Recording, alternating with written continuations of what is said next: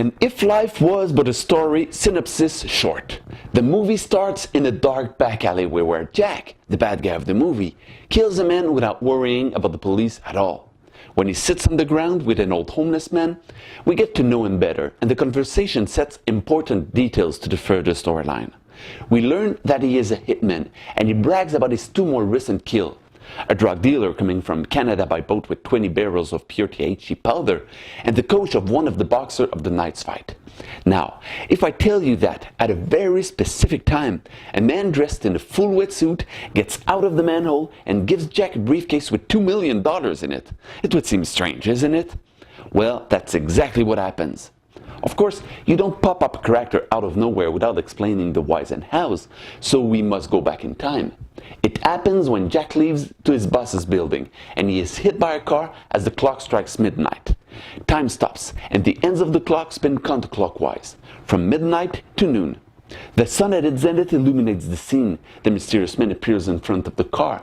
Jack disappears. The front suspension of the car lowers and skid marks appear behind the wheels. The car repairs itself. The briefcase disappears and reappears floating above the landing. A table appears underneath the briefcase. A nun appears behind the table. The old man appears on the other side of the street. Time starts again with the first act. The car manages to dodge the mysterious man, but we don't solve that plot yet. The driver of the car is named Joe. He is a hitman, and Jack, the bad guy of the movie, he is clearly not the guy he pretends to be in the prologue. He is only an apprentice under the wing of Joe, the master killer. To prove himself, Jack must follow Joe to a boxing match and kill the coach if his boxer doesn't fall in the third. Nothing new there, but we see how the kill really happened. Jack kills him just so he can be saved at the very last moment by the mysterious man who once again comes out of nowhere and gives Jack the briefcase to pay the coach's debt. When they bring the money back, their boss entrusts Joe with a new mission: to collect the 20 barrels from the dealer Jack pretends to have killed in the prologue. This one leaves and joins the beginning of the movie. Phone calls bring us into a warehouse where Joe closes a deal with the mysterious man who leaves with the 2 million. When Joe leaves with his car, it's to hit Jack in front of the boss's building. Boom! Second act. The first flashback from midnight to noon didn't teach us much about the mysterious man.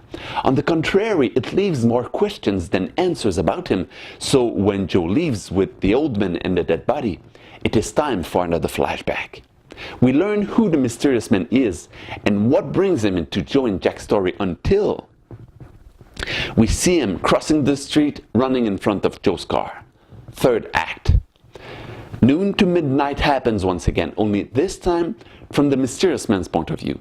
This is where we see missing parts of the first act and we say, oh, okay, that's why, and oh, okay, that's how. And of course, it ends with the death of the bad guy of the movie.